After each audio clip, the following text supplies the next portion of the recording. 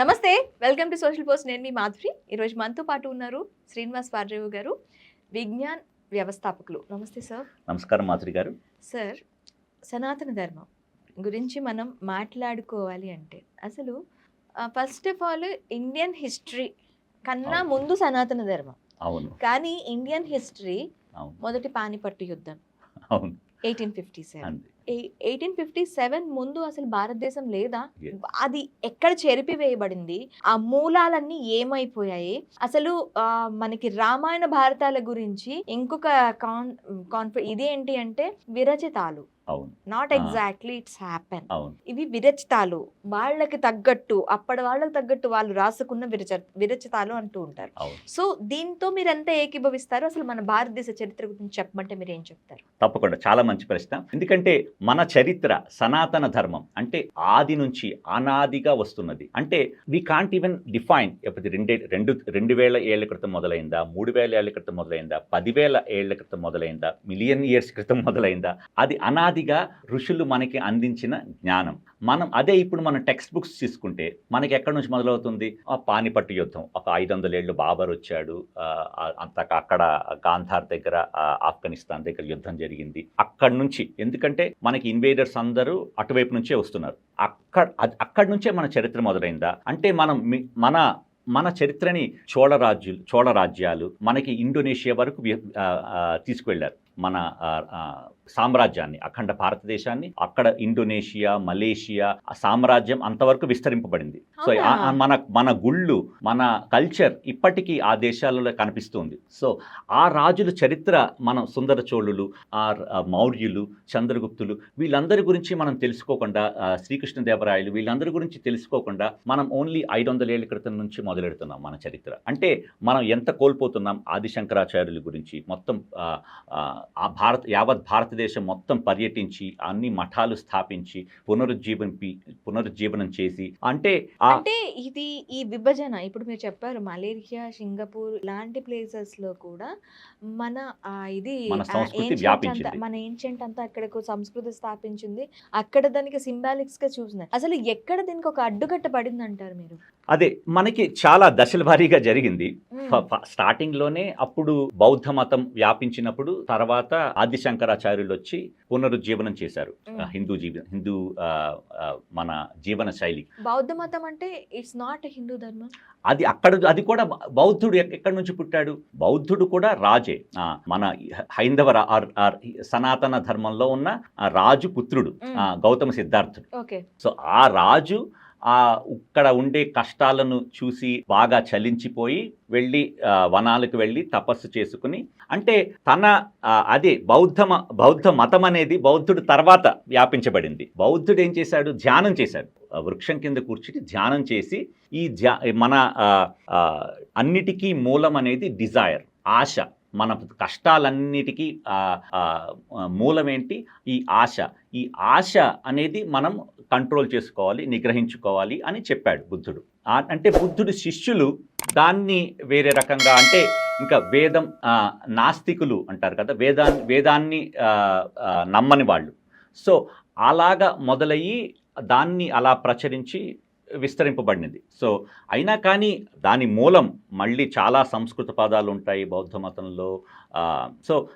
So సనాతన ధర్మం ఏంటంటే చాలా బ్రాడ్ మైండెడ్, రైట్? అన్ని రకమైన ఆలోచనల్ని తనలో కలుపుకోగలదు. బౌద్ధ మతం కూడా సనాతన ధర్మంలో ఒక భాగం కింద తీసుకోవచ్చు. ఇట్స్ ఆల్ మన మైండ్ సెట్ని బట్టి.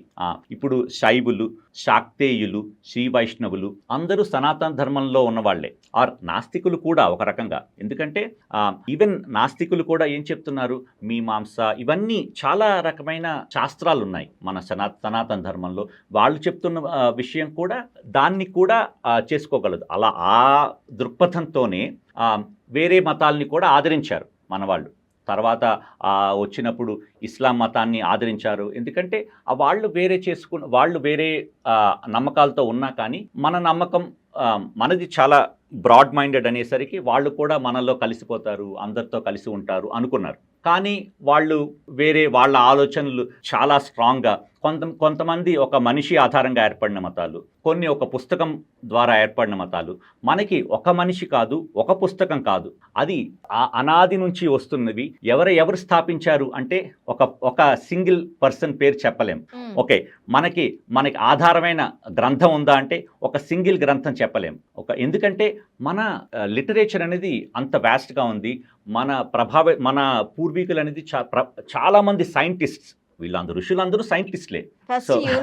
యూనివర్సిటీ స్టార్ట్ అయింది మన దగ్గర. తక్షశిల నాగార్జున, నలంద, ఇవన్నీ. ఇప్పుడు చాణక్యుడు ఎంత పెద్ద యూనివర్సిటీని స్థాపించి వాటిని అందులో అందరిని ఎంతమంది విద్యార్థులను తయారు చేసి, చంద్రగుప్తుడు లాంటి రాజును తయారు చేసి మనందరికీ నీతి సూత్రాలను అందజేసి, సో అలాంటి యూనివర్సిటీలు ఫస్ట్ తగలబడిపోయినవి లైబ్రరీస్. మన ఆచారాల్లో ఎన్ని రకమైన శాఖలు ఉండేవి, ఎన్ని రకమైన ఉపశాఖలు ఉండేవి, వేదాలకి ఉపనిషత్తులకి ఎన్ని సూత్రాలు ఉండేవి. చాలా పోగా మనకి ఇప్పుడు అట్లీస్ట్ ఇంటర్నెట్ వలన చాలా మరుగుపడిపోయిన అవుట్ ఆఫ్ ప్రింట్ పుస్తకాలు అన్నీ ఇప్పుడిప్పుడే బయటకు వస్తున్నాయి. అదే ఒక 40-50 ఏళ్ల క్రితం అయితే చాలా పుస్తకాలు కనుమరిగిపోయాయి. ఏదో మాలుమూర ఒక కుగ్రామంలో ఎక్కడో కొన్ని పుస్తకాలు ఉన్నాయి. అవన్నీ ఇప్పుడిప్పుడే వెలుగులోకి వస్తున్నాయి ఇంటర్నెట్ ద్వారా. సో ఈ జ్ఞానం అనేది దశల వారీగా, తర్వాత అక్కడి నుంచి ఇన్వేడర్స్ వచ్చిన తర్వాత మళ్ళీ మీరన్నట్టుగా 1800లో ఆ కాన్పూర్లో జరిగిన తిరుగుబాటు, సిపాయిల తిరుగుబాటు, సో వాటన్నిటి ద్వారా అణగవేయబడింది కొన్ని. కానీ ఇప్పుడిప్పుడే మనం మన ధర్మాన్ని తెలుసుకోగలుగుతున్నాం. ఎందుకంటే ఇంటర్నెట్ మాధ్యమం ద్వారా మనం మన మూలాలు, మన సంస్కృతి, దానికి ఎందుకంటే చాలా సిమిలారిటీ ఉంది. జర్మన్ లాంగ్వేజ్కి సంస్కృతానికి చాలా సిమిలారిటీ ఉందని అవును. ఎందుకంటే మాటర్, పీటర్, సో ఈ పదాలు చాలా సిమిలర్గా ఉన్నాయి. ఎందుకంటే మన ధర్మం చూస్తుంటే చెప్పాం ఇందాకే, ఇండోనేషియా, మలేషియా, ఇటువైపు జర్మనీ, కొంత ప్రదేశాల్లో ఆఫ్రికాలో కొన్ని ప్రదేశాల్లో కూడా మన ఆలయాలు కనపడుతూ ఉన్నాయి. మన సంస్కృతి. ఇంకా సుగ్రీవుడు రామాయణం చెప్తున్నప్పుడు హిస్టరీ గురించి చెప్తాడు. ఎందుకంటే వానరులందరినీ పంపిస్తాడు వెతకమని. సో ఎక్కడెక్కడ మొత్తం వరల్డ్ జియోగ్రఫీ, ఇప్పుడు సౌత్ అమెరికాలో ఉన్న ఒక మౌంటైన్ గురించి చెప్తాడు, ఇంకెక్కడో నార్త్ అమెరికా గురించి మాట్లాడతాడు, ఆఫ్రికా గురించి మాట్లాడతాడు. సో హీ నోస్ ఎగ్జాక్ట్లీ ఎన్ని సముద్రాలు ఎక్కడున్నాయి, మీరు అక్కడికి వెళ్ళాలి, ఇక్కడికి వెళ్తే ఈ సముద్రం వస్తుంది, దాని తర్వాత ఒక కొండ వస్తుంది, దాని తర్వాత ఈ దేశం వస్తుంది, అక్కడ ప్రజలు ఇలా ఉంటారు, దాని తర్వాత. So Geography according to Sugriva అని అదొక ఆ రీసెర్చ్ ఉంది. ఎందుకంటే ఒకవేళ నిజంగా ఇప్పుడు సుగ్రీవుడి గురించి మీరు చెప్తున్నారు కాబట్టి రామాయణం నిజంగా విరచితమైతే ఓకే, వాల్మీకి అప్పుడు వెళ్ళి ఇదంతా చెక్ చేశాడా వెళ్ళి? How he no? అదే ఇప్పుడు వాల్మీకి ఇప్పుడు రామాయణం ఇతిహాసం కాదు అంటున్నారు. ఇతిహాసం అంటేనే ఇతిహాసం, ఇలా జరగబడినది అంటే హిస్టరీ. రామాయణం, మహాభారతం అనేవి ఇతిహాసాలు, అంటే ఇలా జరగబడినవి అని చెప్పబడుతున్నాయి.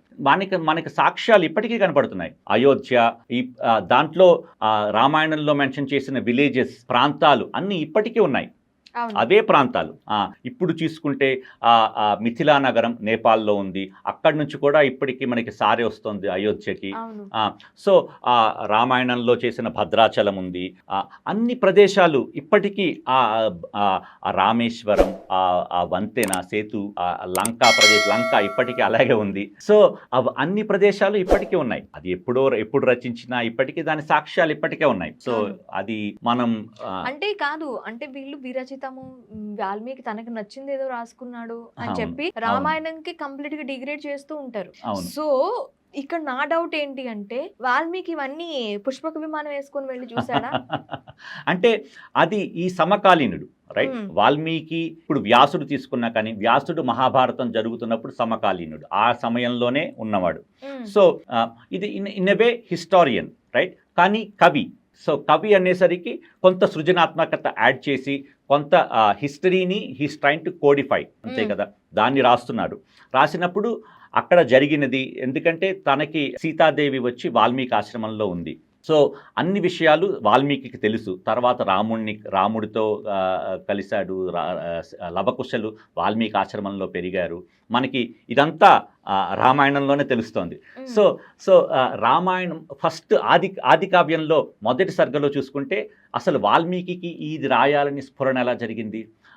తపస్వాధ్యాయ నిరతం అంటే ఫస్ట్ నారదుడు వచ్చి వాల్మీకి 100 శ్లోకాలలో మొత్తం సంక్షేప రామాయణం బోధించాడు.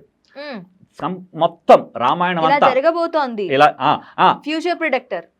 అంటే అప్పటికి రాముడు ఇంకా ఎలా ఉంటాడు మొత్తం అంతా ఫ్యూచర్. అంటే అప్పటికి రామాయణం రాయబోతున్నాడు వాల్మీకి. రామాయణం రాయబోతుంటే మొత్తం అంతా రామాయణం అంతా 100 శ్లోకాల్లో చెప్పిన తరువాత దాని గురించి ఆలోచించి తన బ్రహ్మదేవుడి ఉపదేశంతో అప్పుడు రామాయణం 24,000 శ్లోకాలు. సో అంతగా ఎక్స్పాండ్ చేయగలిగాడు. సో అందులో సుందరకాండ అన్ని కాండలు చూసుకుంటే అన్ని స్పెసిఫిక్ బాలకాండ అంటే బాల్యం నుంచి వచ్చింది, అయోధ్యలో జరిగిన అయోధ్యకాండ, తర్వాత కిష్కింధకాండ, యుద్ధకాండ అన్నీ ఒక సన్నివేశాలను బట్టి ఉంటే సుందరకాండ అదేంటంటే అది దానికి లంకాకాండని పెట్టచ్చు కదా, ఆర్ ఇంకేదైనా పెట్టచ్చు కదా. లేదు, ఆ సుందరకాండ ఈజ్ అబౌట్ హనుమంతుడి ప్రయాణం. కానీ అందులో రాముడు కనపడకపోయినా ఆ ప్రయాణం అంతా రాముడు చుట్టూ నడుస్తూ ఉంటుంది. ఇదంతా చాలా సుందరకాండ ఈజ్ వేర్ అందులోనే మనకి వాల్మీకి యొక్క ప్రతిభ కనపడుతుంది. సో ఎందుకంటే ఆ శ్లోకాల్లో ఉన్న మాధుర్యం, శ్లోకాల్లో ఉన్న ఆ నడవడిక, ఆ ఛందస్సు కానీ ఆ పలుకుతుంటే ఉన్న ఆ తీయదనం మనకి వేరే శ్లోకాల్లో కనపడదు. అందుకే సుందరకాండ అన్నారు. సో ఈ రామాయణం మహాభారతం అనేది దాని తర్వాత జరిగినా కానీ మహాభారతంలో జరిగినవి కూడా ఇప్పటికీ ఆ నగరాలు మనకు కనపడుతున్నాయి. ద్వారక, మథుర, ఇవన్నీ ప్రదేశాలు శ్రీకృష్ణుడు జన్మించిన ప్రదేశం.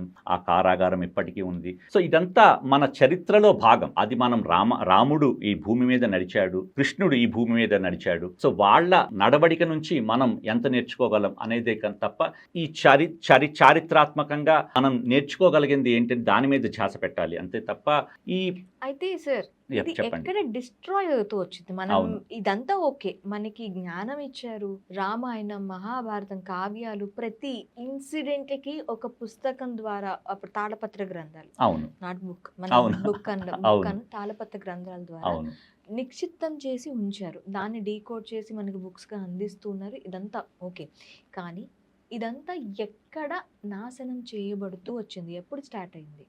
వై?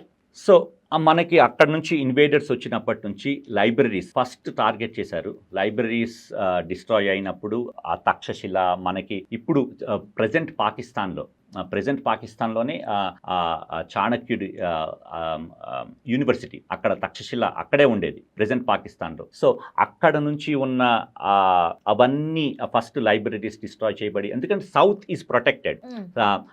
మన దక్షిణ భారతదేశం ఈ నార్త్లో వారియర్స్ అందరూ అక్కడే, రాజస్థాన్, మరాఠీ వీళ్ళందరూ మనల్ని ప్రొటెక్ట్ చేశారు, దక్షిణ భారతదేశాన్ని ప్రొటెక్ట్ చేశారు. అక్కడ అందరూ ప్రైమరీ యుద్ధాలన్నీ అక్కడే జరిగాయి. సో ఆ యుద్ధాల ద్వారా వాళ్ళందరూ వాళ్ళ చరిత్రను కోల్పోయినా కానీ దక్షిణ భారతదేశంలో మన సంస్కృతి అది నిలబడడానికి వాళ్ళు చాలా కష్టపడ్డారు. సో వాళ్ళ ద్వారా మన చరిత్ర కొంతలో కొంత ఎక్కడైనా మనకి సనాతన ధర్మం గురించి ఎక్కువ తెలుసుకోవాలంటే దక్షిణ భారతదేశంలో దేవాలయాలు అవన్నీ ఇప్పటికీ ఎప్పటి నుంచో ఉన్న దేవాలయాలు ఇప్పటికీ ప్రిజర్వ్ చేయబడ్డాయంటే ఆ వీరుల వలన. శివాజీ మహారాజ్ అండ్ దాని తర్వాత రాజస్థాన్లో ఉండే వీరులు. ఇప్పుడు ఈవెన్ అక్కడ ఉండే పంజాబ్లో ఉన్న ఈ పంజాబీ అనే ఆ మతం, రైట్, సిక్స్ అనే ఈ మతం అది మన హిందువుల్ని కాపాడడానికి వచ్చిన మతం. అంటే వాళ్ళందరూ ఆ వీరులు కత్తులు తీసుకుని వచ్చి ఆ ఇన్వేడర్స్ ని ఆపడానికి, మా హిందువుల్ని కాపాడడానికి వచ్చిన మతం. ఎందుకంటే వాళ్ళు ఇప్పటికీ కత్తిని మొడలో ధరిస్తారు. ఎందుకంటే వాళ్ళది వారియర్ క్లాస్. సో అదే ఇప్పటికీ ఇప్పుడు చూస్తే ఆర్మీలో కూడా వాళ్ళే ఎక్కువ మంది ఉన్నారు. సో అదే వాళ్ళందరూ మనల్ని కాపాడి మన దక్షిణ భారతదేశాన్ని సురక్షితంగా కొంతవరకు ఉంచి దాని వలన అక్కడి నుంచి స్టార్ట్ అయింది ఆ డిస్ట్రక్షన్. ఆ టైం నుంచి తర్వాత బ్రిటిషర్స్ కూడా మన సంస్కృతిని స్కూళ్లతో, అప్పట్లో మాట్లాడుకున్నాం మనం, ప్రతి ఫ్యామిలీలో ఒక ఆంటర్ప్రినర్ ఉండేవారు. సో ఇవన్నీ ఏ ఫ్యామిలీలో బుట్టలు నేయడం కానీ, చేనేత వస్త్రాలు నేయడం చేయడం కానీ, చెప్పులు కొట్టడం కానీ, ప్రతి ఫ్యామిలీ ఒక ఫ్యామిలీ బిజినెస్ ఉండేది. సో స్కూళ్ళకి వెళ్ళడం అనేది అది గురువు దగ్గర కూర్చుని అభ్యాసం చేయడం అంతే తప్ప అందరూ అన్ని పనులు మానేసి స్కూల్లో కూర్చోవడం కాదు. సో అది గురుకులాలు వీటన్నిటినీ నాశనం చేయబడ్డాయి. మన ఫ్యామిలీ బిజినెస్, ఈ ఆంటర్ప్రీనర్స్ అందరూ నాశనం చేయబడ్డారు. సో మన అందరం ఇప్పుడు ఉద్యోగం గురించి ప్రాకులాడుతున్నాం, ఎందుకంటే మనం అందరం స్వతహాగా ఆంటర్ప్రీనర్, మన ఫ్యామిలీస్ అన్ని. అదే ఇప్పుడు మనం వేరే వాళ్ళు ఉద్యోగం ఇవ్వడం కోసం వెయిట్ చేస్తున్నాం. సో ఈ సంస్కృతికి మనం దూరం అయ్యాం. అన్ని రకాల చేయడానికి వాళ్ళు చేసిన పన్నాగం అంతే. రకరకాల ఈ బానిసత్వానికి గురి చేయడానికి ఎప్పటి నుంచో వేసుకున్న ఒక పునాది దశల వారీగా జరిగింది. ఫస్ట్ ఇన్వేడర్స్ మొఘల్స్, తర్వాత బ్రిటిషర్స్, దశల వారీగా జరిగింది. కానీ ఇప్పటికీ మనం కోల్పోయింది లేదు. ఇప్పటికీ అన్ని మన సంస్కృతి ఇంకా పదిలంగా ఉంది. ఎందుకంటే ఇంత ఇన్వేషన్స్ జరిగినా కానీ మన సంస్కృతి ఇంకా నిలబడింది. అలా తట్టుకుని ఇంకా నిలబడింది, ఎప్పటికీ నిలబడుతుంది కూడా. సో ఆ పట్టుదల, ఆ నమ్మకం మనకు ఉండి దాన్ని ముందుకు తీసుకువెళ్ళాలి. అంతే. ఇక్కడ ఇలాంటి వారియర్స్ ముందుకు రావాలి. Thank you sir. ధన్యవాదాలు.